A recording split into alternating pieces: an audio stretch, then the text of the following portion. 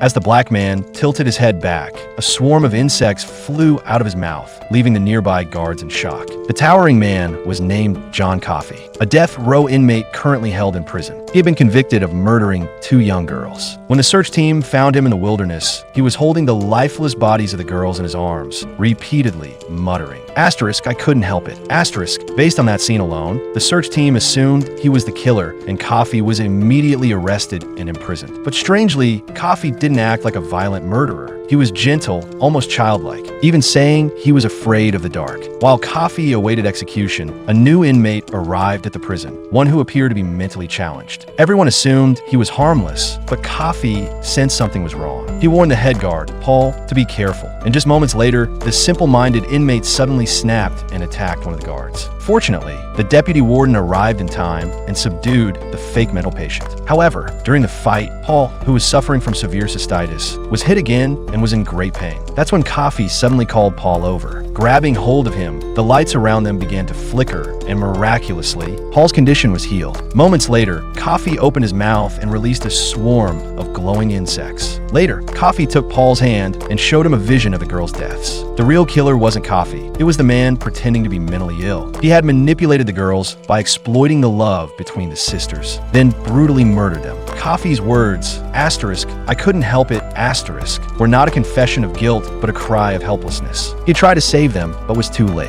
Though innocent, Coughley never tried to defend himself. With his supernatural gift came the burden of absorbing the world's pain, and for him, death felt like a release. Still, Coughley did not let the true killer go unpunished. After healing someone again, he didn't release the sickness in the usual way. Instead, he transferred the swarm of illness into a cruel, sadistic prison guard. Under the influence, that guard killed the real murderer and was later committed to a mental institution himself.